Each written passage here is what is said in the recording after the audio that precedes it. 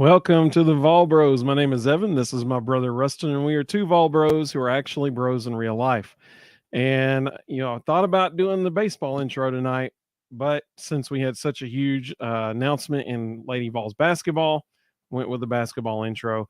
I am not necessarily, making a statement about the coaching decision or anything, but tonight I do have on my Coach Lance still undefeated shirt.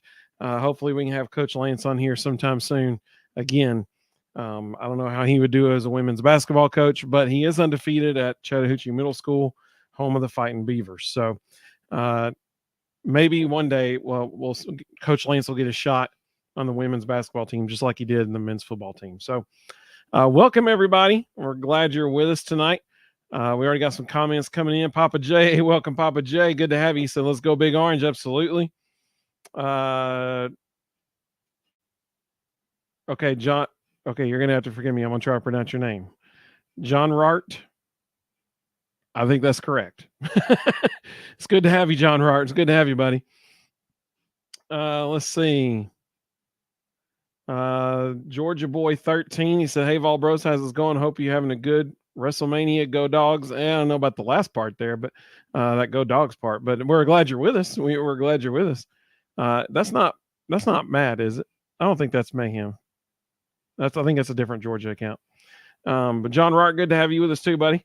Let's see here. So let's just dive right into it. Rustin, I'm going to let you go first, and then I've really only got two thoughts about the hire. But what are your thoughts about the Kim Caldwell, current coach, previous coach at Marshall University? Side note, if you haven't yet seen the message from the Marshall University president on Twitter, I would recommend you go watch it. It is a glowing review of Kim Caldwell. He's congratulating her, and he tells her that, the loudest cheers for her are going to be coming from West Virginia. And so super classy move by the president of that university. If you haven't yet seen it, I would strongly recommend going and watching it. But Rustin, what are your thoughts about Kim Caldwell, the new Lady Vols head coach? If you've only got two, you should probably go first, because I have a lot more than that. I've only got two here because all of my thoughts can be summed up in these two statements. Numero uno. Wow, we're getting bilingual on the Vol Bros tonight. Number one, it's a risk. I don't see any way around it. Does she have success where she's been? Yes. But I think, and I tweeted this out earlier, it is an incredible compliment to her that 2 years ago she was coaching a Division II basketball school. Last year she coached in the Sun Belt, and 1 year after getting a job in the Sun Belt, she is now the head coach of arguably the most storied women's college basketball program in the history of the game. I think that is a tremendous compliment. I mean, like, we hear about meteoric rises. Well, that's meteoric. In 2 years, you go from D2 to head coach of the team that Pat Summitt coached. I mean, like, that Lady Vols basketball was the standard for decades, and she's running the show now. So kudos to her. I think that Danny White has proven repeatedly, this isn't just like a one-time thing. He has proven repeatedly in multiple different sports that he can make the best hire for the program. And so I think this is another situation where all nation just has to say, you know what, he knows what he's doing. And my goodness, of all the sports, basketball was his sport. He played basketball in college. So this is the sport that he would know best out of any of them. Clearly, he liked, what he saw on film, what he saw her teams do. I think that this is just a situation where we're going to have to trust Danny. Now, my second thought, and this one, I'm going to pull up Twitter real quick because I want to make sure I tell you the correct time. All right, here it is. So I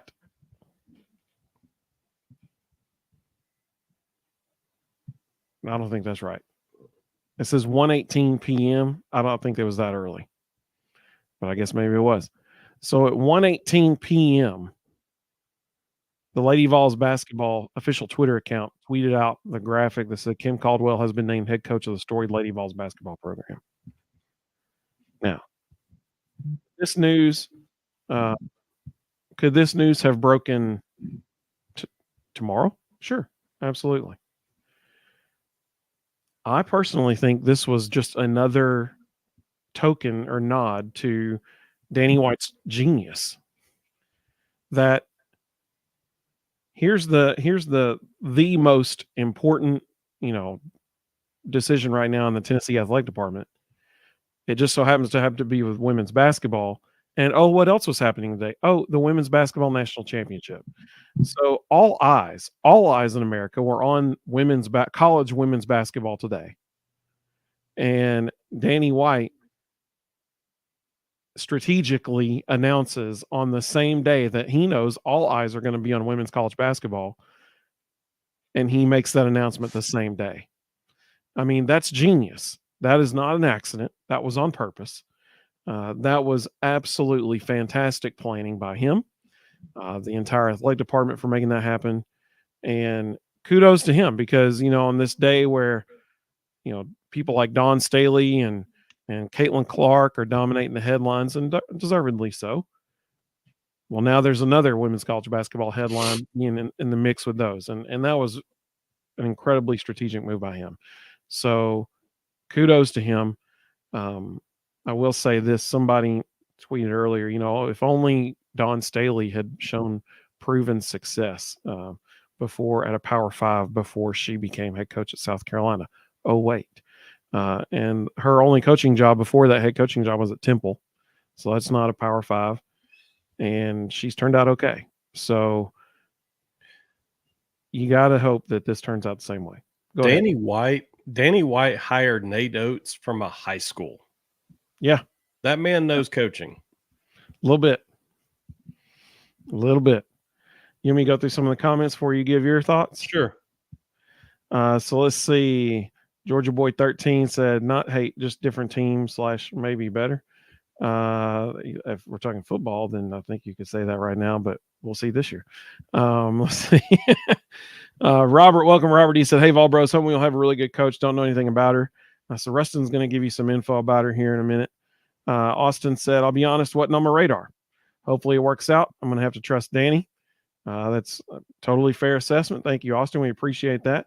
Rustin, actually, I'll give him credit. So about 3 days ago, he tweeted from our Vol Bros account, because both of us, you really never know which one of us it is tweeting on there. But he tweeted the other day, if Danny White goes for an up and comer, this is the person. And it was Kim Caldwell. Georgia Boy said Mike White's brother did okay. He's referencing Georgia's head coach. That is Mike White, or that's Danny White's brother, Mike. And so that is who Georgia Boy's talking about. Audrey said 1:30 was correct. It was supposed to drop at 12:30. Appreciate that, Audrey. Audrey's our investigative reporter. Welcome, Audrey. We're glad you're with us. Audrey is in the know, y'all. Like, VolQuest needs to give her a job. She is on it, man. The stats that she finds, like, we'll just mention in passing, I wonder what this is, and then Audrey will like go find it and tell us, and we're like, you are awesome. Like very specific stuff, like the run rule deal, which Tennessee baseball had another run rule today, and we'll get to that in a little bit. Mina, like you said, I'm late. I was rewatching last show where Russ named Caldwell as a possibility. Hey, we appreciate that, Mina, like we appreciate that. Georgia Boy said he was watching Braves and Georgia, not South Carolina or Iowa. I get that. Georgia, their baseball team had a fun weekend this weekend. Let's see. Hey, Rebecca, welcome back. It's been a while since we've seen you on here. That's what I'm talking about. Welcome back. Rebecca said Danny White knows exactly what he's doing. Totally agree. She said, I'm good with whatever he does. I'm excited for the Lady Vols. Now, I totally agree because he's have a proven track record of making just phenomenal hires. I think we could all agree that Josh Heupel was the correct hire for the football team. So I totally agree with her. Tyler, welcome, buddy. Everybody points to, I just did it. Everybody points to him hiring Nate Oates as a high school coach at Buffalo, but he also hired Lance Leipold at Buffalo. Yeah, that's right. I mean, the man, everywhere the man's gone, he has made really, really impressive hires, and they pretty much all work out. Yep, that's right. Tyler said, "I'll support whomever is at the helm." However, at the end of the national title game, they put up the graphic with coaches and titles they have won. Pat has been gone since 2016, and Kim Mulkey and Don Staley would need to win 4 and 5 in a row to even tie Pat's number. Just really speaks to how big of a deal Tennessee is and the kind of legacy it still has. Boo, yeah. You're exactly right, Tyler. Thank you so much, man, for saying that. You're spot on. You're right on the money. Thank you. I appreciate that. Audrey made a really good point. She said, the difference with Dawn Staley, though, is that she was a coach for 8 years. She was the coach from 2000 to 2008 at Temple. She had proven success there, which is why she was hired. And Audrey said she also had an outstanding college career and WNBA career to draw from. So Kim, that's one thing about Kim Caldwell is she has not had a long track record of Division I success. This is her 8th year coaching. She's had success at the D2 level. I think we could all agree it's a totally different ballgame in an SEC, especially Tennessee. And that's why, you want to say she's had success wherever she's been, but it's difficult to say that when it's not been at this level. But she had tremendous success at Marshall this year as a D1 school. Let's see. Audrey said, "I'm a worrywart, can't help it." Totally understand, Audrey. Totally understand. Georgia Boy said, "Georgia softball good. Their baseball team is decent, and basketball is up and coming." So Georgia softball's team is good. They're the number 3 ranked team in the country, and kudos to Lady Vols for taking the series today on a 3-run home run against Georgia. Georgia Boy said the best coach y'all had will still be Pat Summitt. Totally agree, man. Audrey said there will never be another Pat Summitt. You're exactly right. I mean, that you're right, Georgia Boy and Audrey. There will never be another Pat Summitt, and it's unfortunate that she has to try to fill those shoes several years even after those shoes have been gone now. But I mean, she was so good that her legacy will always cast a shadow on this program, and rightfully so, a good shadow. This is her program. I mean, it's just the way it is, and it always will be. Rustin, what are your thoughts about Kim Caldwell? Oh, me. So, Tyler said, "I'm ready for a message from Rustin. Popcorn is ready." So, first of all, I don't buy into the whole, well, they've only been in a mid-major, or they've only done this, or they've only done that. Good coaches are good coaches, and winners win. And it doesn't matter where they are. About a month ago, Tyler was on here politicking for Samford because Bucky McMillan has them playing at an incredibly high level, and everybody at the NCAA tournament was talking about Bucky ball. And everybody forgets that 4 years ago, Bucky McMillan was at Mountain Brook High School. But if you ask any high school coach in the state of Alabama, who's the best basketball coach in Alabama, and they'll all say, "Oh, it's Bucky ball. We can't compete with that dude." So Samford took a risk and hired a high school coach. 4 years later, they're competing for championships every year. They have incredible athletes all over the floor. One bad call beating Kansas. Yeah. And he plays a very up-tempo style that anybody can plug and play. And as a result, it's all about execution and practice and making sure people understand their roles and then letting them go be players. Nate Oates, that's kind of worked out. They were kind of in the Final Four this year. Former high school coach Danny White hired him as a high school coach at the University of Buffalo. Lance Leipold, people seem to forget Bruce Pearl came from Wisconsin, Milwaukee, not exactly a household name. But he turned it into a household name, and he got them to a place where everybody wanted what Bruce was selling. And, now we've still got Tennessee fans who are closet Bruce Pearl fans who are wishing for the day he would come back. So real quick, thank you very much. Thank you very much, Backflip Spaghetti. That is awesome. Thank you so much. We really appreciate that. Yeah. Good coaches can coach. Winners win. I don't care what level you're at. If you can coach at a high level, You can win. And I like this hire for a lot of reasons. I like this hire because I coached at an NAI level, which is not Division two. Division two, in my opinion, might be the hardest level to coach at, because if you think there's a lot of movement on rosters at the Division one level, at the Division one level, your roster can literally change every semester because you got kids transferring Division in two and level? out. Yeah, you've got JUCO kids transferring in and out. You've got Division one kickouts transferring in every semester. Your roster is constantly in flux. And the most impressive thing on Kim Caldwell's resume is the fact that she was at Glenville State for 7 years. In those 7 years, she won 92% of her conference games. 92% of her conference games at a level where literally everybody's roster changes constantly. There is no continuity at the Division II level.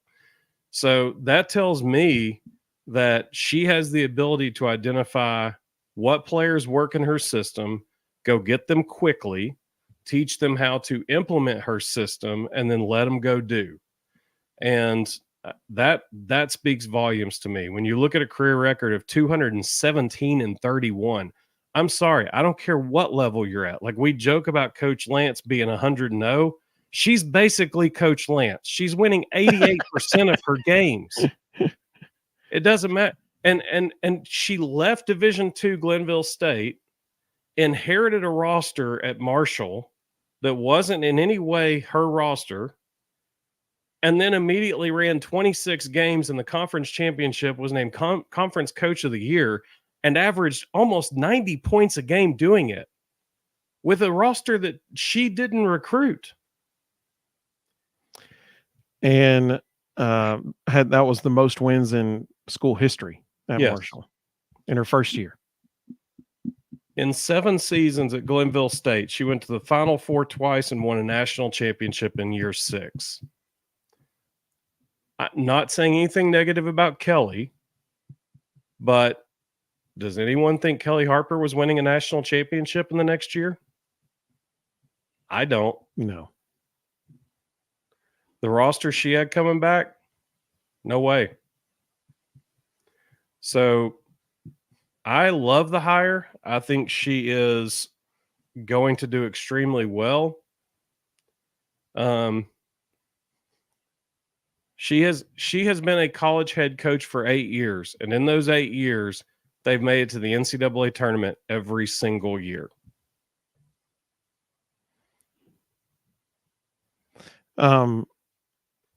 It's hard to argue. Numbers don't lie.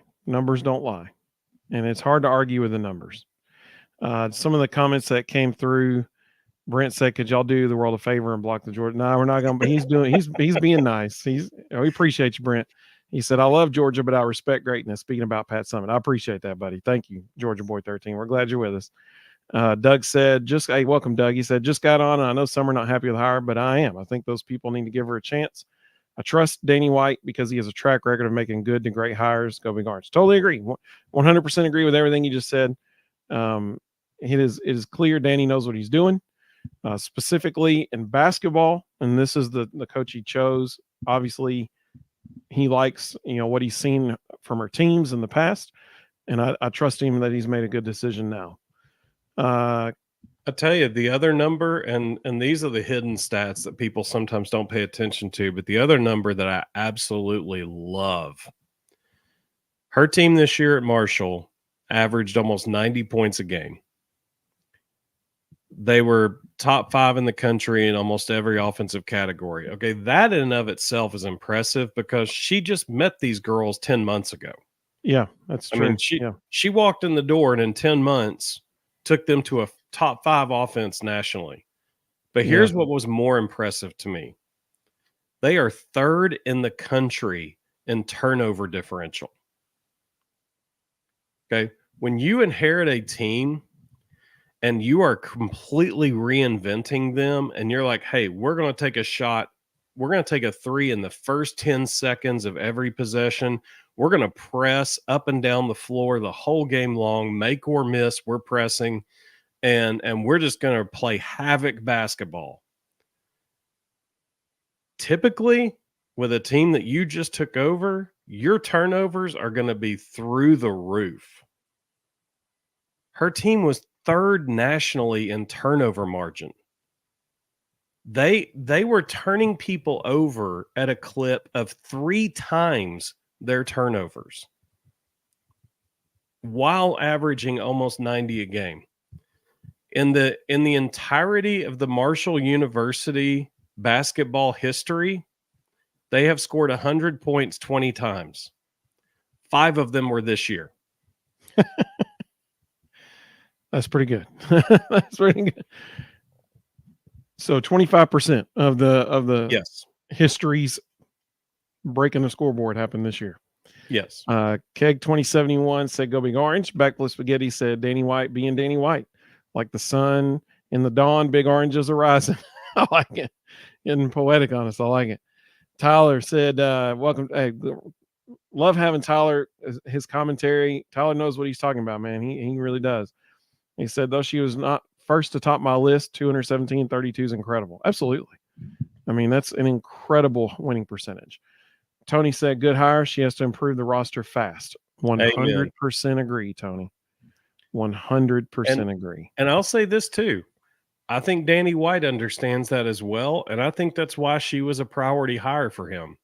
Because anybody who can walk in to Marshall in year one and do what she did, using the transfer portal, using transfers, finding kids who fit her system and have that kind of success, Danny White understands. Recruiting as we know it, recruiting as we've always loved it, the fax machines, the signing days, all that stuff's gone. Like that's not going to happen anymore. And honestly, coaches who sign a bunch of freshmen aren't going to have a whole lot of success. Like your most successful programs moving forward are going to be coaches who have really good connections at group of 5 schools, and they place their freshmen with them so they can get reps and then sign them 2 years later as juniors. Those are the programs that are going to flourish and do really, really, really well. And I think Danny White recognized something in Kim Caldwell that she gets that. And she's okay with going after every kid in the portal every year because that's how she's going to find the right players. And she's not going to have time to teach her system to a freshman that's kind of coming in going, hey, I don't know where this building is, and I got to get to my next class. We ain't got time for maturity stuff here. We've got to win now. And so we're going to go find girls that can come in, play at this pace, play at this level, and win now. And the only place you're going to get that's the transfer portal. And so, I think Danny sees that. He recognizes that in Kim Caldwell, and he's like, we're going to go find the portal queen. Lane Kiffin's the portal king. We're going to go find the portal queen. Sean said, what's a fax machine? Right. Exactly.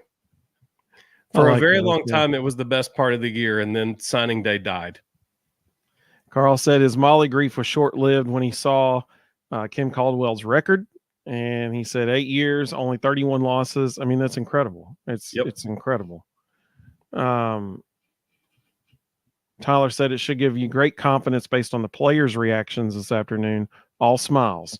That's a very good point. The most interesting one, if y'all haven't seen the video, Lady Vols Basketball posted it. The most interesting one was somebody just on their own in the middle of the video, and the camera was on Kim Caldwell, so you couldn't see which player it was that said it. One of them out loud goes, "We're really glad you're here." And it was like the tone and the way she said it, it was like, whoa, who was that? Unfortunately, Tyler, the other problem is, though, about half the girls in that room don't need to be here anymore. Like they're going to have to go because we got to get better athletes who can actually run, who can play. We talked about this on here a couple of months ago. Bully ball is gone. Like the way Pat Summit won games, you can't win like that anymore in women's college basketball. It's over. And you have to be able to play in a free flowing, open floor, 4 out, 1 in, 5 out type system. I mean, look at the national championship today.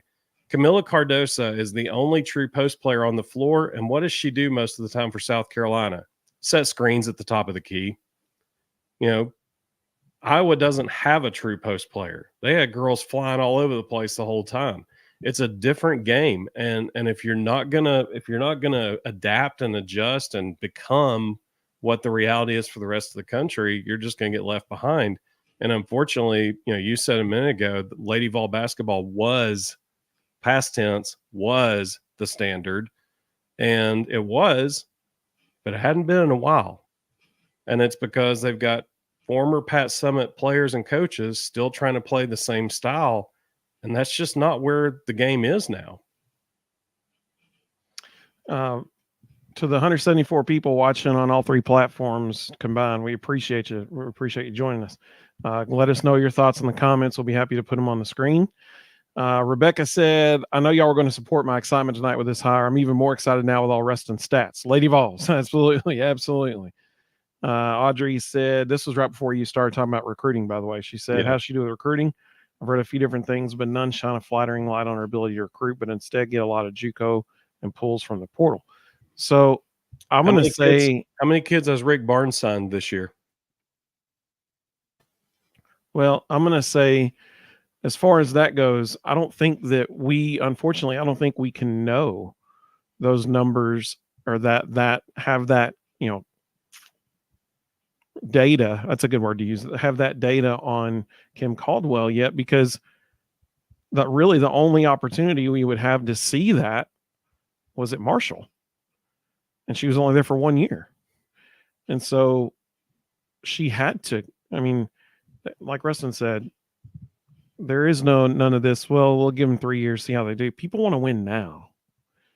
And in order to win now, you have to go to the portal. I guess that's what you have to do. But again, so, how many kids has Rick Barnes signed this year? None so far, I don't think. One. Bishop Boswell. That's it. Oh, yeah. You know how many more he's going to sign? Because he needs to free up spots for portal guys. He has learned what everybody else who's successful is learning. You can't win with freshmen. That's gone. Calipari's learned that the hard way. It's the portal, and the portal gives. And if you can go find great players in the portal, that's where you can win everything. Audrey said, I know I looked, that's why I asked. Hey, we trust you, Audrey. You're a research person. You are the investigative journalist that Vol Nation needs. So I think, really, unfortunately, none of us will know the answer to that, including Danny White, really. None of us will know the answer to that for probably a year or two until we see how she does recruiting high school kids, because she has not really had an opportunity to do that at the Division I level. She's really not going to have an opportunity to do it this year either. She's got to go to the portal this year to make the team. I'm telling y'all, get over that. It doesn't matter. I don't want her recruiting high school kids. I don't. For the future, you do. No, I don't. I want her telling them to go to Chattanooga and telling them to go to Florida Atlantic and telling them to go to Wofford and telling them, hey, in 2 years, I'll be back. Go play. That's what I want her to do. That's fair. I don't want any freshmen on this roster. Anthony said, great hire against your recruit. So that's actually what we're talking about right now. Good to have you with us, Anthony. Let's see. Backflip Spaghetti said, give her the keys and she'll smoke the tires. That's for sure. I hope so. Tyler said her being younger is a major advantage in the portal era, more relatability with 18 to 22-year-olds. I think that's a really good point. Well, look at Lane Kiffin. So, I think that's a good point. Let us know your thoughts in the comments, and we'll be happy to put them on the screen. Ricky said, Evan, you aren't listening. I think Ricky was upset that I wasn't listening to what you were trying to say, I guess. Yes. So once again, I think Audrey's not happy. Audrey's not happy. I think we have to put it in context. Okay. Baseball is one of the few few sports where freshmen can come in and contribute, because you don't get a whole lot of opportunities to develop guys past their junior year. If they're really good after their junior year, they're gone. So you're almost forced to play freshmen early. Well, you're lucky to get a freshman on campus that is good enough to play immediately that didn't declare for the draft. Right. So when you get the few that are, you almost have to play them. Okay. Football, look at Nick Saban last year. How many members of Nick Saban's freshman class entered the portal at the end of the season? Half. Okay. Why? Because they were all superstars coming out of high school. Then they went and joined reality and found out that everybody's a superstar and I'm just a normal guy. And they ended up having to sit in the dorms and do nothing and learn that they weren't as special as they thought they were. So, now they're going, I should have gone somewhere smaller and played. And then I could have come back here when I was a junior and they'd have paid me more, which is also happening. People are starting to take their NIL money and shifting it to the portal rather than high school, because high school kid ain't gonna win you games. And so, it's just the reality of where this world is going. And, men's basketball, it's already there. I mean, it's been there for years. I've told the story on here many times of a coach I know who placed a coach in the SEC right now, who placed one of my former players at a school in the Horizon League for 3 years. And this upcoming fall, he's going to be at that school in the SEC. He played his first 3 years in the Horizon League, and now he's going to the SEC. He got his degree out of the way, his bachelor's out of the way in the Horizon League. Now he's going to go get his master's while he plays at Mississippi State. So, it is what it is. It's the reality of how recruiting happens now. And I think Danny White sees it. He understands it. And he went and said, we're going to go find the portal queen. And I would encourage Kim Caldwell to embrace that, and don't even waste time with high school. Let them go other places and then get them later. Rebecca said the magic of the portal is real. Can you imagine this season without Dalton Connect? Carl said Vitello's killing it with freshmen because of the way he, it's baseball. I get that. But you can't look at Tennessee baseball. Tennessee baseball is the number one recruiting class in America, and a bunch of guys who should have gone pro ended up coming to campus.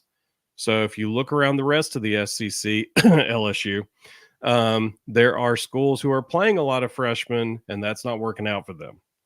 So, in a normal year, you have to play freshmen in baseball because you're limited on roster, you're limited on scholarships, and they're going to be gone by their junior year. But to Tony, to Carl's point, kudos to Tony for getting them on campus. Right. Yeah. I mean, it's a huge coup that he got some of these guys here. So they're a little bit of an anomaly. If you look around the rest of the SEC, there aren't a lot of freshmen doing great things. They're playing, but they're not performing at a high level. In referencing Danny White's ability to find coaches that are successful, Carl said Heupel went 7-5, excluding being. So, Carl, I'm actually going to take you one. Well, I'm going to take you one better here. Heupel went 7-5, got cheated out of a bowl game victory, and got cheated out of beating Ole Miss. At home. Because that was a scoop and score. We lost that game by 5. Tyler Barron did have a scoop and score that they called back. So we win that game by 2 points, in my opinion. So really, he went 9-4 or 9 after the bowl game. It would have been 9-4. Yeah. So that's what that should have been, in my opinion. But he said, but you could tell this team was going to be different in a good way. Absolutely. And, hopefully this year we'll be able to see a difference in the Lady Vols. Tyler said this really reiterates why the athletic department's success hinges from the top down. Danny White was ahead of the NIL portal curve, and I suspect this hire was in light of that reality. That's a fantastic point. So this is interesting. We were actually talking about this today at lunch with some friends of ours. We're sitting at Salsaritas eating lunch, and all this stuff came up. And Tennessee, Tyler just made a fantastic point, because you could look across the country and no one was better prepared for the NIL and portal era than Tennessee. They were so forward thinking. Tennessee was the only university in the country that the day NIL became a thing, became legal, Tennessee announced that every student athlete that comes through their university would graduate with a minor in entrepreneurship and learning how to market themselves. And that was genius. This is a genius idea. They were the only university that in the whole country that did that. Kudos to them for being that prepared for this reality of the NIL and portal era. And so Tyler's exactly right. Tennessee has repeatedly shown they're ahead of the curve on this stuff. Hopefully, this will be another example of that. Vols time, welcome, buddy. He said, unfortunately, the Vols won't find another coach like Pat Summitt. I don't think anybody ever will. She was, once, I would say not even in generation. She was a one period. That's it. Like nothing. Nobody's ever going to be like her. You just hope you can get as close as you can. Really, I mean, that's what you're hoping for. To the 325 people watching right now, we appreciate you joining us. We're talking about Kim Caldwell and what she is facing her. Give us your thoughts on her in the comments. We'll be happy to show it on the screen. Carl said Grant Frerking is what you mean, Carl? You talking about how he's a good resource to have? Because if so, I agree. Former wide receiver for the Vols, who is now the director of national NIL stuff with On3 Sports. Just to sum up what Rustin and I had said already about, because we're approaching about almost 350 people now between all three platforms. So just to give everybody a quick synopsis of what we said, Rustin is all on board because he's like, if you can coach, period. Doesn't matter what level, you can coach. Is that a fair, quick summation of? Yep. Numbers don't lie. 88% lifetime winning percentage, 92% in conference games. Numbers don't lie. Yeah. And so when you mention that, I think that it's important that you mention the conference 92%, because here's the thing. She is coming from the university that was the Power Fives are going to schedule you to pad their stat line kind of deal. That's what Marshall has been. Okay. In spite of that, she still won 26 games at the school in her first year ever there. School record for victories in a season. But now she's coming to the schools. She's coming to Tennessee where they schedule the Marshalls and the UTCs and the people like that as to pad their win column kind of deal, So that from this point forward, we can really talk about overall winning percentage. I think prior to now, you got to look at conference winning percentage, and hers was 92%, but even her overall was 88%. So that's pretty daggum good. Audrey said, well, Zach Edey's numbers are fraudulent, as we all know. That's very true, Audrey. You're exactly right. That's very true. Wins and losses are a little harder to be fraudulent than free throw numbers. But I get it. I totally understand. And Audrey Pat said Adams got no say in her win-loss record. Yep. Audrey said Pat Summitt was the coach of the century. She's exactly right. She said there'll never be another coach like her in our lifetime. Totally agree.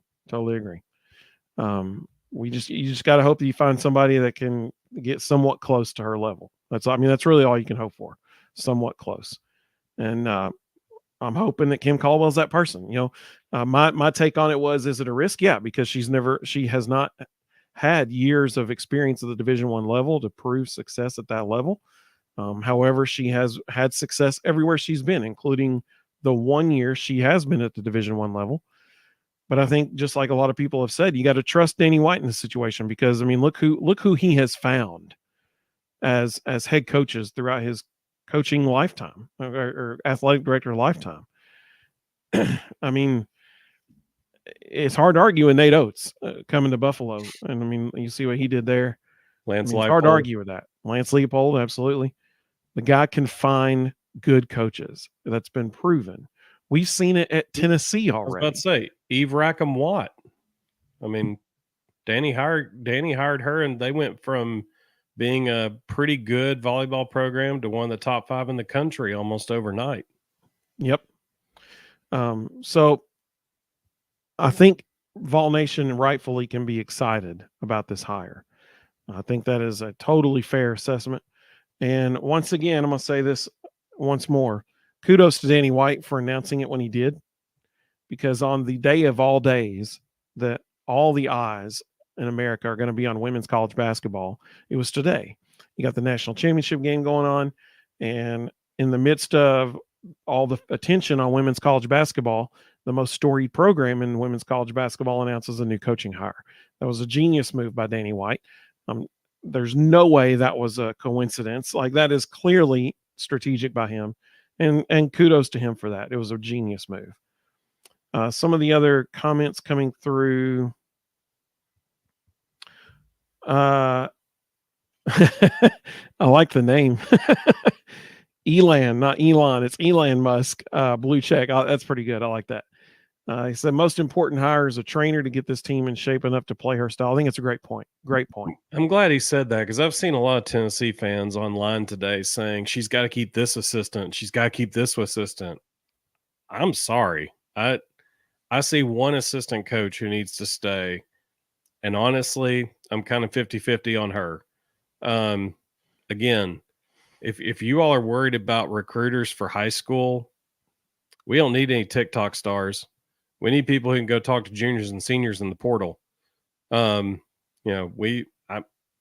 She's won everywhere she's been with the staff she has. I'm totally good if she brings that whole staff, because the current staff, there's a reason they were in the situation they are. Okay, Audrey now has my favorite quote of the night, my favorite comment of the evening. She said, "LOL, Evan, you're telling Vol fans to trust the administration." It's a new day. Audrey, this is why we love you. This is right here. This is why you are our favorite person right here. That's a great point. Yeah. When was the last time we could say that confidently, right? I mean, my goodness, that's exactly correct. Let's see. Robert asked, is a press conference introducing her on Tuesday? I think it's going to be tomorrow, but I could be wrong. But I think it's tomorrow. Let's see. Todd, welcome, Todd. Good to have you. He said, by reading about her offense, I feel like we've hired the female version of Nate Oates. I hope this translates. With one difference. So Nate does run a version of, so all of this dates back to Grinnell College. All of these systems are all originally the Grinnell College system. So she runs more of the true Grinnell system, where she wants a 3 in the first 10 seconds of the shot clock. So they're going to sprint the ball up the floor. They're going to fire up a 3 as soon as they possibly can. But what's different between her and Nate Oates runs a lot of pick and roll type stuff. She runs a lot more free flowing 4 and 5 out motion. But the other big difference is Nate Oates typically only just kind of token presses. She man presses all 40 minutes, make or miss, doesn't matter. As soon as the ball comes off, if we don't get the rebound, you jump that girl and we're pressing. So very, very different from Nate in that way. Well, based on what you just said, I'm going to take one sentence of what you just said. You mentioned that she wants to get a shot off in the first 10 seconds of the shot. A 3, not a shot, a 3. Okay. Having said that, that immediately lets all of us know she has to get in the portal. Has to. Yeah. Because we're nowhere near fast enough to play like this right now. Well, not just that. We don't have the shooters to do that right now. Like we have, I can think of 2, maybe 3. Yeah, there's a couple that can do it, but they're going to have to get a lot faster. There's no way they can play at the tempo she wants to play for a long period of time. Let's see here. Jay Barnes, welcome. They said, I'm excited to see what Coach Kim Caldwell will do with the Lady Vols. Absolutely. I like this analogy, Tony. Tony says she's going to run a Josh Heupel offense on the basketball court. I love it. That's a good analogy. Absolutely. Backflip Spaghetti, glad you joined us. We appreciate you joining us. Have a good evening. Let's see. Todd said, translates well, and we return to prominence. Absolutely, man. That's the hope. That's the hope. To the over 500 people watching right now on all 3 platforms, welcome. We are glad you're with us on the Vol Bros. Tony says it's going to be fast-paced, just like Josh Heupel. Absolutely. Let's see. Now, Carl. Fantastic point, Carl. Carl's the man. He is the man. So Carl said if she can produce at that level, the Division II and then Sun Belt conference level without as much financial support and backing, then think about what she can do here. I think that's a great point. That is a fantastic point. Arnie, welcome, Arnie. He said, can she bring in players? So we just talked about, what this what we're talking about right now. And I'm glad you're with us, Arnie. And I mean, she's going to have to utilize the transfer in order to win immediately. She has to utilize the transfer portal very well. That's going to be a big deal for her. Bobby asked an interesting question. He said, what do y'all think about Calipari going to Arkansas? So I thought they already hired Kansas State's coach. No, it fell through. He walked. When did that happen? This morning. He walked. Oh, I didn't know that. Last I saw, he was on his way there. And so this is actually, I'm sitting here following this. That's why I'm not looking at you. There's a lot of smoke out of Arkansas media that he's in deep negotiations with Arkansas, and apparently they've got somebody who's willing to pay the buyout to Walmart. Probably. It's getting interesting. All the Kentucky fans are on here saying it's not true, and all the Arkansas media is on here reporting it's almost a done deal. All right, so I'm going to do everybody a solid right now. This moment, this right here is the reason why, if you are not following message board geniuses on Twitter, or excuse me, X, the artist formerly known as Twitter, then you need to go follow that account right now, because that account is hilarious. It is so funny. And it's stuff like this, which makes that account so funny. Let's see here. But it's not Arkansas fans saying it. It's Arkansas media, including two people who are very close to the program, are saying it's almost a done deal. Josh Russell, welcome, Joshua. He said, should have been Jeff Walls. I mean, that would have been a great hire too. Absolutely. It really sounds like, from everything that, and obviously, this could be totally skewed on purpose by the athletic department at Tennessee. But it sounds like, from all the information that's gotten out, once again, that would have had to have come from the athletic department, so they could be doing this on purpose. But it sounds like Kim Caldwell was who he, had his eyes on the whole time. Like, she was the one that, as soon as, he made the decision, he turned his attention to her and was like, all right, let's get this lady on campus. I don't know if that's accurate or not. Like I said, that any information like that would have to come from the athletic department, so they can be saying whatever in the world they want to. Ricky said strategery. So I think he was talking about, when you were talking about how she plays the game. That's right. I like that, Ricky. Whoa, Arnie's already thinking about the transfer portal. That's all right, Arnie. He said, does Haley Van Lith fit her system? Yes. Anybody who's not 100% confident who Haley Van Lith is, she transferred to LSU this year, and now she's transferring away from LSU the very next year. Does that raise red flags? I don't know, maybe. I think that whole deal, if you watch how LSU used her, she went from being everything at Louisville ran through her to, we just want you to dribble it off the court and throw it inside the Angel. And she looked very uncomfortable all year with them. There were times she would give teammates looks like, what are you doing? I think she was an extremely educated basketball player who had a much higher basketball IQ than the rest of the LSU roster. And I think she was just a fish out of water all year long. I would be very interested to see her in Knoxville in this system. I think she would do very well. Georgia boy. I'm so glad you're with us, Georgia boy. He said Mike White will take Georgia to at least the Sweet 16 next year. Of the NIT? So oh man, that's cold. So, okay, Georgia boy, here's my opinion on that. Should Georgia have beaten Tennessee at Georgia this year? Yeah, probably so. But thankfully we had Dalton connect, and he was like, okay, we're going to win now. But that was an incredible performance by Georgia. Has Mike White made Georgia better at basketball since he's gotten there? Undoubtedly, 100% yes, he sure has. To go to a Sweet 16 that fast would be extremely impressive. Could he do it in a couple of years? Maybe. 2 to 3 years down the road, maybe. But that is not easy, man. To make it to the Sweet 16, it's just not easy.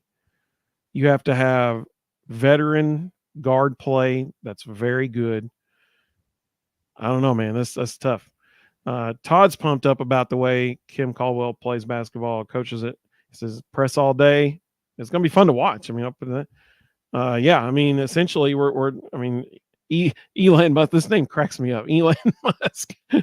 I mean, it reckons back to the Arkansas days with Nolan Richardson. I mean, that's what 40 minutes of just chaos, man, just up and down the court.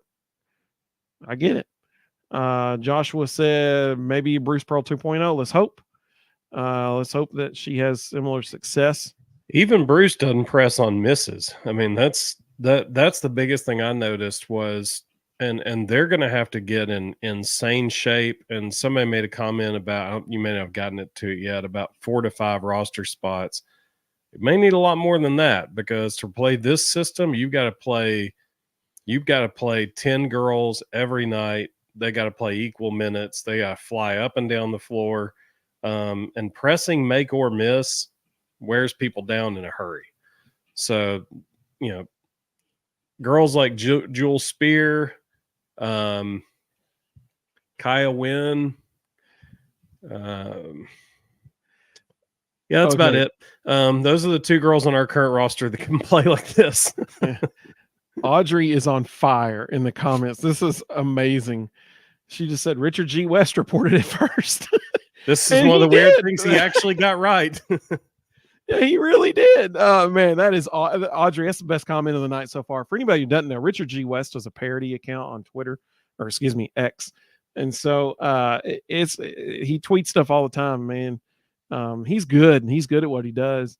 The first time I'd never seen that account until a few years ago. And the first time I saw it, he got me on the first one. And then I was like, oh wait, it's parody. He's really good at what he does. And Audrey messaged us and she said, Richard G. West reported it. It'd be funny if it really did happen. And sure enough, it happened. That's exactly right. I'm so glad you said that. Audrey, I'm not sure who we were comparing, which coach you were talking about here. You'll have to let me know in the comments. I'm trying to get caught up. I apologize here. Carl said Danny White hired Nate Oates at Buffalo. Correct. That is 100% correct. Tyler said a line she said this afternoon was, I want to hear your goal, what your goals are. Something tells me she will have no problem telling them if their goals don't align.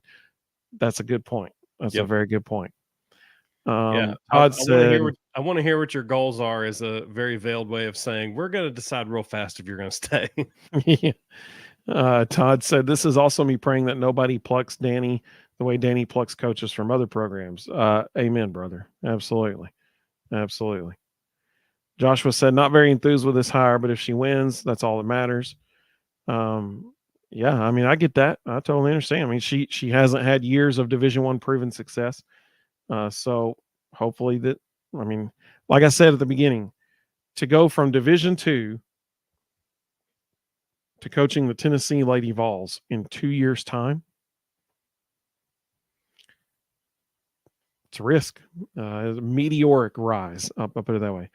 To the 626 people watching us, hey, welcome. We're glad you're with us. Let us know your thoughts in the comments. We'll show them on the screen.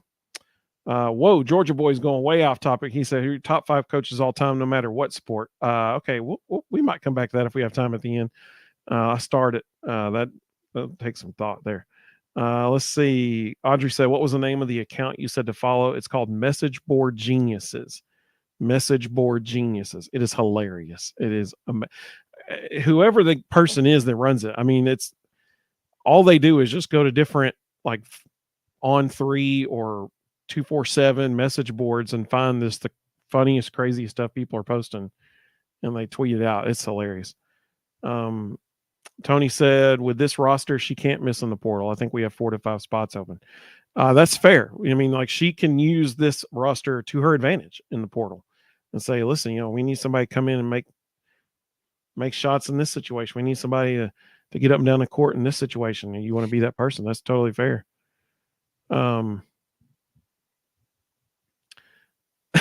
Carl said Calipari's going to be denying it, and he's going to be like, nah, Fred Calamari is in talks with her. Let's see. Let's see.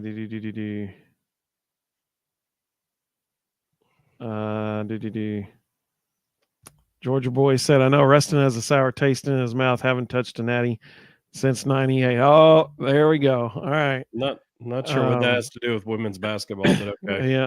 Yeah. Hey, Mina Lucky. I like that. Hit that like button. I like Is that. that a response to my NIT quote? Because Yeah, that was a I'm response to pretty NIT. sure Mike White hasn't done anything but go to the NIT. So I'm let's sorry if see. the truth hurts. Like Audrey said, she's better than Walter Cronkite. She's greater than Walter Cronkite. Oh, Audrey said, let's not compare to Nate Oates. I got you. Nathan, welcome, Nathan. He said Kim Caldwell is young, and Tyler made a good point earlier that will help her in regards to the transfer portal because she'll be more relatable to people in the transfer portal. Yep. Chill Mode, welcome, Chill Mode. He said, get the point guards from MTSU and UTC. Let's see. There's some players at UTC. Marcus. There's a lot of players in the portal right now that would be a huge lift. And they can reshape this roster really fast. So Marcus said the dynasty of Tennessee Lady Vols is over. Well, I mean, I think it's been over since like 2012. But hey, man, it can come around again. Is that a Kentucky logo in his thing? I think that's the Mike Krzyzewski 1,000 wins logo, 1K. Let's see. Georgia Boy 13. The 13. Oh, and his name is for best player in baseball, Ronald Acuna Jr. Okay, I got you. Thanks for letting us know, man. Let's see. He said, Marquette, Georgia's going to be stacked next year in basketball. I mean, okay. Well, I hope so. I mean, that'd be great. It'll be fun to play a good game. Let's see. Oh, Carl. Yeah, baby. He said Marcus. So in response to Marcus's comment about the dynasty of Tennessee Lady Vols is over, Carl said, Marcus, welcome to the rebirth. I love it. Yeah. That's what I'm talking about. Oh, that just got me pumped up. Absolutely. Sleeping giant, I think is the words we're looking for right here. Sleeping giant. Listen, there is a reason why not the college women, not the just women's. I think there is a reason why the Women's Basketball Hall of Fame is in Knoxville. It is because of Pat Summitt. It is because of the Tennessee Lady Vols. It is still one of the premier destinations in college basketball, women's college basketball. That's just the way it is. And so I'm excited to see what Kim Caldwell can do with what she's inheriting. All right. So, Rustin, you got anything else about the Lady Vols basketball team? If not, I'm going to move on to baseball. No, I think he made a great hire. I think it's going to work out. I think they've set themselves up for the future. They understand where the game's going, how the game needs to be recruited for. I think they've done a really good job for the future. Elon Musk said it's the mecca of women's basketball. That's a good point. Absolutely. Carl said Pat Summitt. Holy Graham Brandt said lots of trolls in the comments. Must not be much going on for their programs. So if you haven't been watching the Tennessee baseball team, you're missing out on a show. Let me tell you that much right now. Oh, hang on. We got one more comment come through. Sam, welcome, From Sam. a Marshall fan. He said, watched her all year at Marshall. Very surprised she moves this far up this quick, but she's an amazing coach and great style to watch. Man, thank you so much, Sam. I appreciate that. That is very kind of you. Thank you for joining us. We really do appreciate that. If you haven't been watching Tennessee's baseball team, I would do all nation a favor here and let you know you need to be watching Tennessee baseball because it is. Remember when St. Louis Rams were called the greatest show on turf? Okay. Tennessee, because their home field is turf. Tennessee baseball is now college baseball's greatest show on turf. They are incredible. now they surpassed Georgia this weekend with the most home runs in the country now. They hit like 47 home runs this weekend. Sadly, yeah. In 14 innings, they hit 12 home runs in 14 innings. That's incredible. Because today and yesterday were both run rule victories. Now I'm checking my. I'll just say they hit 12 for the weekend. They hit 10 yesterday and today in 14 innings. Gotcha. Carl said it's a home run derby. Absolutely. Brant said went to the Auburn game yesterday. Great game, and Auburn crowd was mighty quiet. Oh man, I bet it's not fun when you're watching the other team hit baseballs out of your stadium all day long. Tyler said run ruling and ruining weekends. Absolutely, buddy. Keita, welcome, Keita. She said if she wants a good first year, she needs to tell half the girls to hit the portal because they slow. Yeah, that's fair. I mean, that's a fair point. Tim, well, hey, thank you so much, Tim. You're the man. Appreciate that. He said, I'm going to get hate from the Lady Vols Mafia, but Summit didn't have any D1 coaching experience. We need to give this coach our respect as well. So he inadvertently made a really good point there. Not only did she not have any head coaching experience, she was 22. Yeah. When Pat Summit took over at Tennessee, she was 22 years old. So, people are talking about how young Kim Caldwell is. She was a lot older than 22. Absolutely. Brant said there were a ton of Vols fans there with him. There's a bunch of orange shirts in the stadium on TV for sure. Mina she's like, we just need her on sports channel. I love it. Let's see. Carl said no team since 2021 has more wins and more home runs than the Fighting Vitellos. That's exactly correct. So I actually made a note about that today because there was something. They did have the jacket there. Yeah. Let me grab my note real quick because I made a point to star something I saw today to that point about the home runs. So kudos to Wes Rucker. He looked this up today. 2 years ago, when Tennessee won 57 games, they averaged 2.39 home runs a game. This year, that's crazy, by the way. Yeah, that's a huge number. This year, they're averaging 2.7 home runs a game. Unreal, man. I mean, it's I was thinking about this earlier when I was watching the game, and I was so thankful that I was on this side of it and not the other side. But the feeling that the closest thing I think we could say would be the Friday game against Georgia. That must be the feeling that other teams' fan bases have when they watch us play baseball. Like, it's just a helpless, sad feeling as you're watching baseball after baseball just crushed out of your stadium. I mean, what a horrible, horrible way to spend an afternoon, just watching the other team just totally destroy baseballs repeatedly. I mean, it can't be fun. And even the announcer today, he was like, he said Tennessee, this was like one of the best lines of the day. He said, Tennessee's bats right now are hotter than a fire ant on a fever blister. Those are his exact words. What's wild though is it's not just the top half of the lineup or the first five guys in the lineup. I mean, if I had told you Billy Amick was going to sit out the whole weekend and we would hit 12 home runs without him, I mean, it's unbelievable. Every game it's two or three different guys and they just get, I mean, today Cal Stark. There it is. Yep. Who had Cal Stark with a 3-run bomb and a grand slam on their bingo card today? That you just never know.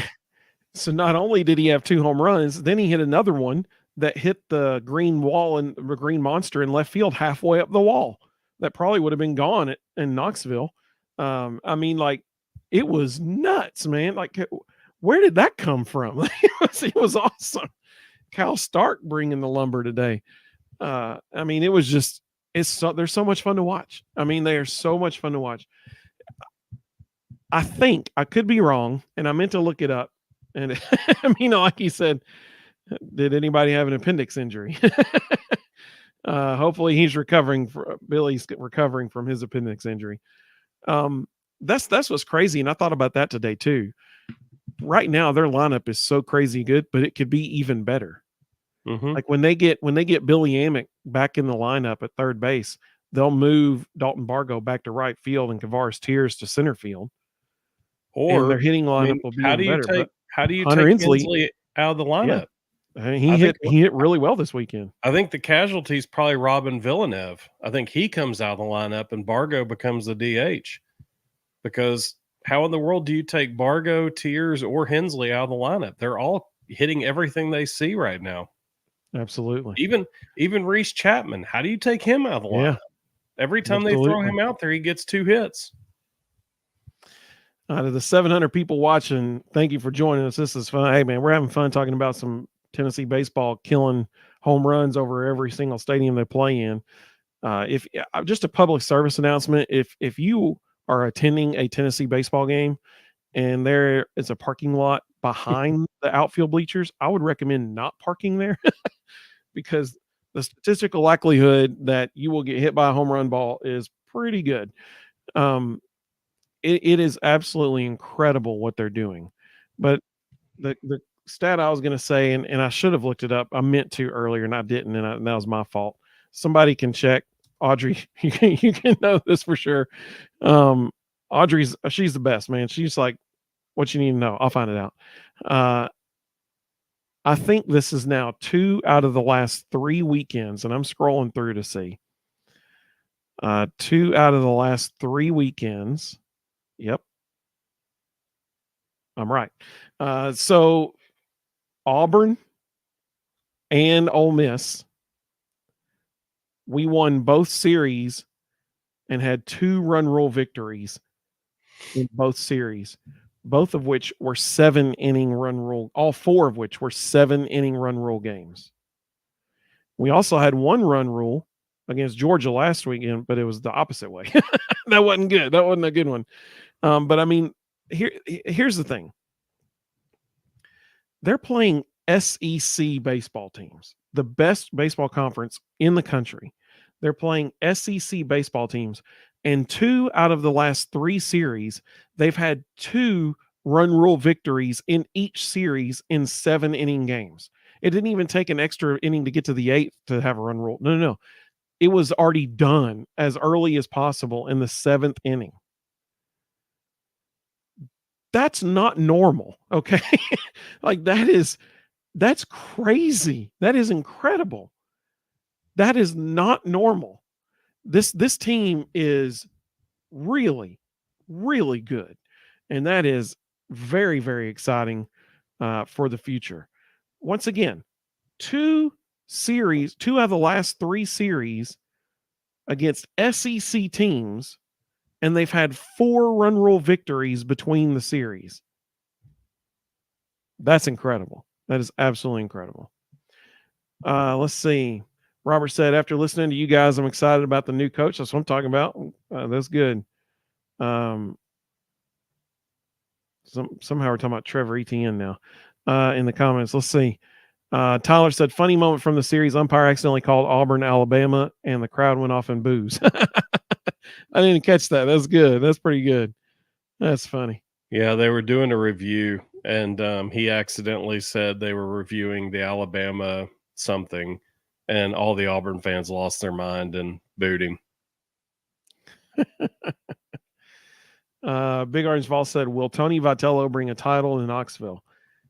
I mean, if you have to pick yes or no, I don't see how anybody could pick no. I mean, the guy's been to Omaha 2 out of the last 3 years now. And the year that he didn't get there was probably the best team he's had yet. And so, I mean, and they were one game away from it. So I don't see how anybody could say no. If you have to, do, what's more likely kind of situation, you got to say, yeah, like surely that's going to happen. Tony said, I'm a little disappointed in starting pitchers. Maybe it'll improve. But you got to remember, when the season started, it was going to be AJ Russell on Friday, Drew Beam on Saturday, and then somebody on Sunday, maybe even a group of somebodies. a bullpen by committee type thing where it was AJ Causey, Xander Sechrist, and Nate Snead. You know, and we haven't been able to do that yet. So, I think once AJ Russell is finally healthy and they can get him back in the rotation, hopefully it's before postseason starts and he can be fully ready to go by the postseason. And all of a sudden we're going into 3-game series with a depth of pitching that can be really dangerous. I was really, really happy to see the Drew Beam we all know and love, Yes. four pitch rotation Drew Beam return on Saturday, and he was effectively throwing all 4 pitches. He was mixing well. It was a lot better mix than what we've seen the 2 prior weeks. So it was really good to see that guy come back and not the guy we've been watching for the last few weeks. Absolutely. That was one thing I was going to mention. Was it was nice to have Drew Beam back to his old self. Carl said he had the same thoughts about what it must feel like for opposing fan bases to watch us hit so many home runs. And he said we've done it so many times to other teams. Absolutely. Big Orange Vol said we're going to blitz LSU this weekend. He's going to laugh his rear off. So that is the schedule for this week. Tennessee plays Alabama A&M on Tuesday in Knoxville. And then LSU comes to town this weekend for a weekend series. Paul Skeens will not be with them this year. So that automatically is in favor of Tennessee. Their pitching struggling too. They lost the series to Vanderbilt this weekend, and the only game that they won 1 out of 3, and the only one they won because they just outscored Vanderbilt. They didn't stop them in any way. So their LSU's pitching is struggling, and it's like I said at the beginning, LSU right now is having the biggest struggles with the fact that they're going to play a lot of freshmen, and the freshmen are not performing at the level they thought they would. Carl said we have more guys with 10 plus homers than any other team. Yep, that's awesome, dude. It's fantastic. So Big Orange Ball said this lineup is scary. 100% it is. So another stat to go with that home run stat that I found today that's just really fascinating.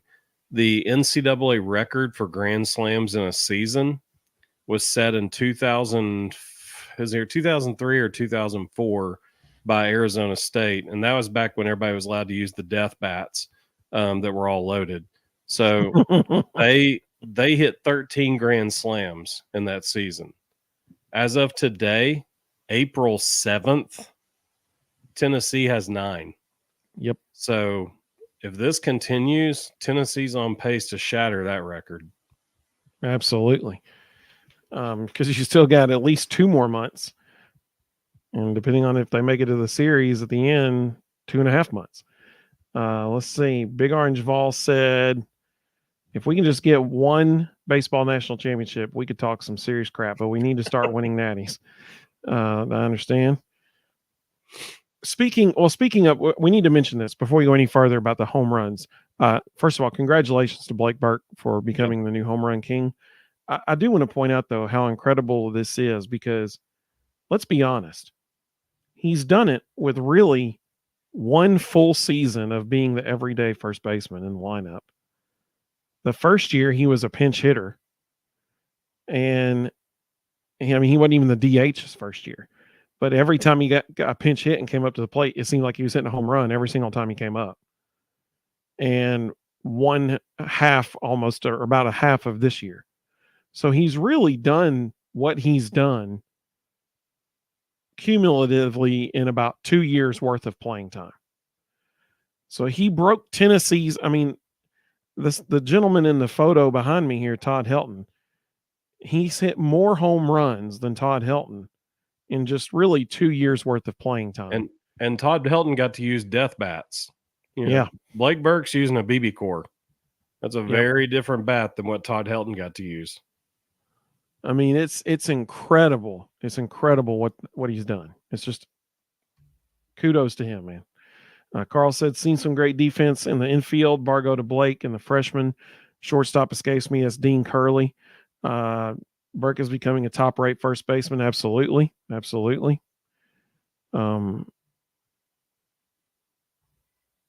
Chill Mode said, glad you guys came across my Twitter timeline. Well, I'm glad we did too. Thank you. He said, question, do you think UT will ever sanction a women's flag football team? I have no idea. I don't know. For a club team, sure. Yeah. Carl said the Vols are so deep, that lineup. Oh man, yeah. I mean, think about this. You got Villeneuve coming off the bench right now this weekend.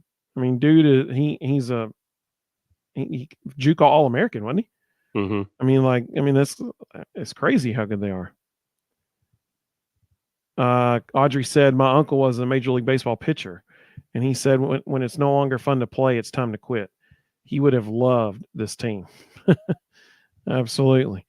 Yeah, I mean, you got to feel for opposing pitchers when they see Tennessee on the schedule. They're like, oh man, I got to pitch against those guys. I mean, they're crazy good. It does give Tennessee pitchers a lot more confidence to challenge the strike zone too, though, because if they happen to give up, like today, for example, Xander Sechrist gives up a 3-run bomb in the first, just being aggressive, attacking the strike zone, got a little too much strike zone, and guy hit a 3-run home run. But it didn't phase him in the slightest because he knew, we'll hit.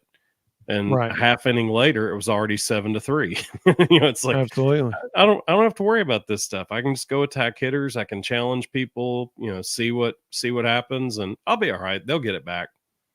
Yep. It's incredible. What a luxury for a pitching staff. Sean said, was Beam drastically better this weekend, or am I just wishful thinking? No, he was way better. Way better. For sure. He had more movement on his stuff this weekend than I've seen all year. I mean, he was way better. I agree. Carl said, to win a natty, you got to have some luck. Like 22 Notre Dame played better than normal. We played our worst. Absolutely. And that did us in right there. That one game for the season. You're right. Absolutely. Carl said Beam was dealing. Absolutely. Let's see. Big Orange Vol said we might lose one to LSU, but we're definitely going to win the series. Well, I hope so. I mean, you never know in college athletics. You never know, but it would seem as though Tennessee has a very good chance to beat them this weekend. Let's see. All right, so Lady Vols softball, arguably the most high profile series of the weekend in the SEC. I mean, no, not arguably. It was the most high profile series of the weekend, really in the country, not just the SEC, because it was number 3 Georgia versus number 4 Tennessee, and in Knoxville, and that, we got to say that. But kudos to Lady Vols. They went out and took that series 2-1, and without Kiki Malloy. That's a good point. Without Kiki Malloy, and they won it down a 3-run home run that took the lead late in the game. You're exactly right, Carl. Everything school. Absolutely. You're exactly right. Yes.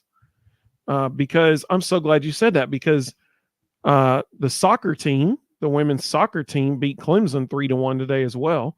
So, man, we just got stuff going all over the place. Yeah, the weekend for softball was really impressive. The pitching staff really put the team on their shoulders. I mean, even the game they lost, Charlie Orsini started that one, threw well. Peyton Gottschall came in after her, and threw well the whole weekend. Peyton Gottschall was great today. Carlin Pickens was dominant. Carlin Pickens was dominant on Friday. They're impressive. And they just keep finding ways to win. I mean, Sophia Nugent with the 3-run home run today. They find ways, and the pitching staff does a great job keeping them in it, and giving their bats the opportunity to find runs and produce runs. And I think that's the other thing that's impressive about them. They don't live and die by the home run. They will manufacture runs. They can go create runs when they need to. They're fun to watch. It's a great product. And just like, Carl said tennis won as well. That's what I'm talking about. Chill Mode said, didn't someone on the swim team just win something? So you're right. The swim team just took 4th place nationally in the I guess the national meet at the end of the season. Yeah. So they were the overall number 4 team in the country. I mean, you're right. It's everything school. I mean, there's no doubt about it. It is a fun time to be a Vol. And that's, once again, that's why you also have to be really excited about the hire of Kim Caldwell, because Danny knows what he's doing. Like, he knows what he's doing. There's one thing that we can be confident of as Tennessee fans, and that's that Danny White has demonstrated incredible competency in his job. And he knows, I mean, like I said, basketball, he knows basketball better than anything. That's the sport he played. And so you gotta feel good about what he's done. It'll be exciting to see what all happens. We did this a little bit last year when we got to this point in the season. I just think it's neat to see. Baseball and softball, both top 4 nationally, combined record of 56-12. That's pretty dang good. Mm-hmm. So, Lady Vols Basketball Twitter account. When we sign off here in just a moment, I encourage everybody to go watch that. They tweeted out 2 other videos earlier today. One of Kim Caldwell meeting the team, one of her walking into Thompson Bowling Arena for the first time, not the Food City Center, Thompson Bowling Arena. And then I just want to get a rise out of people on that one. But then 34 minutes ago, they tweeted out a portfolio, a gallery of photos that they've taken today. But then maybe the coolest way to, whoever's running that account, kudos to them for this. Kudos to them. 7 minutes ago, they tweeted out a video of Kim Caldwell seeing the Pat Summitt statue outside Thompson Bowling for the first time. And you can hear her reaction to seeing it. The caption on the post was "perfect way to cap a first day." Kudos to them. Kudos to them for doing that. Let's see. So just one update on this whole Calipari deal. Aaron Torres, who's a national Fox Sports media person, he's reliable, who is very connected to Jimmy Sexton also, and a lot of the agents. He's very, very involved in the agent world. Just tweeted out, "Here's all I know about John Calipari in Arkansas. Everyone in Arkansas believes it's happening. It's Walmart unlikely, money, baby. It's unlikely that John Calipari is going to be totally forthright with his athletic director, who he has privately feuded with for years, and not so privately, with the whole we're a basketball school thing with what's his face a couple of years ago, Bob Stoops. When it Mark Stoops, expands, not Bob. When it expands from local media to national media, that's usually a plant from an agent, and that usually means there's some legitimacy. It could be happening. It's that Walmart money. Let's see. Carl said, I do not take for granted being highly competitive in so many sports. Amen, brother. We've seen the years of darkness. It's nice to be back in the good old days now. He said volleyball now top 5, lived through years where we weren't. Amen, brother. Amen.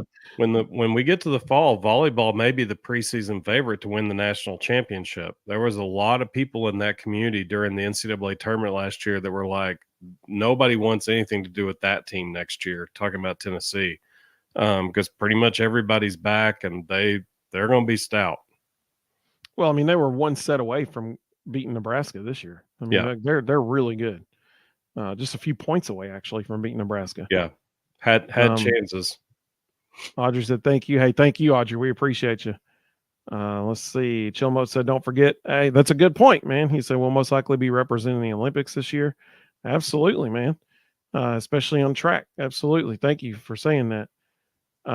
Sean said, "I don't doubt in a decade if we look back and realize Danny White was the most important hire this campus has made, maybe ever." Absolutely. Definitely since definitely since the turn of the millennium. Since 2000, I don't think there's any higher. I think this is a fantastic point. I think Sean just hit the nail on the head. I think that, in 2030, could we look back at the first 30 years of this century, this millennium, and say, man, that was the turning point when he was hired. I think that's a great point, Sean. Thank you for saying that. I appreciate that. A University of Kentucky media member who is very close to the program just tweeted out, "I will say this is a lot more than just rumors. There's real smoke with Calipari in Arkansas." So now even the Kentucky people are saying it. Everybody go follow Message Board Geniuses right now. It is imperative. Like, I promise you will not regret it. Because it's about to get real good on those message boards, buddy. It's about to get real good. Georgia boy, we never got to your question, but it's 10:26, so I think we're gonna have to save this one for another time. But that's a fun question. We'll certainly talk about that sometime. Top 5 coaches of all time, no matter what the sport. Man, that's a good question. That's gonna take some thinking. There's a lot of names you could throw out there for that for sure. I mean, wow. Right off the bat, Pat Summitt, John Wooden, Mike Krzyzewski. Those 3 come to my mind. Nick Saban for sure, no doubt about it. I don't know. You want to say, like, you want to get a baseball guy in there somewhere, like Bobby Cox or Joe Torre, but I don't know. I don't know if we could say one of those guys. That's a really good. I mean, Vince Lombardi. I mean, you got to throw him in there. That's 5. There you go. There's my 5. But yeah, we'll talk about that some other time. But thank you all. I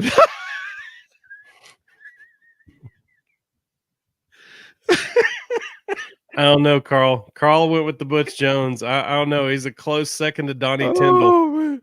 And Chilmo said Dooley. Oh man, I love y'all. This is great. The decade of dysfunction will never die.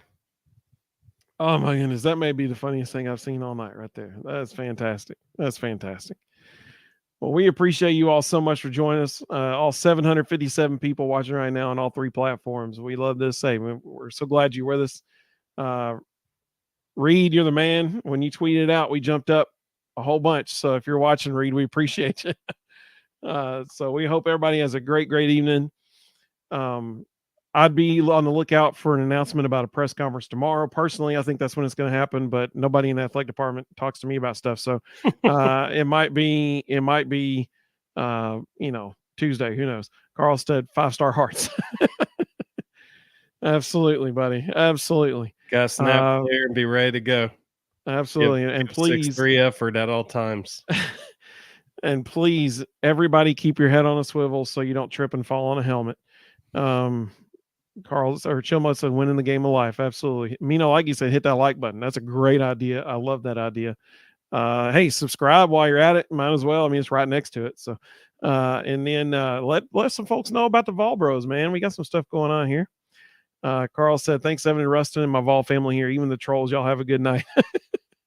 It's fun, man. It's fun. We get some other fan bases interacting with us too. That's a lot of fun.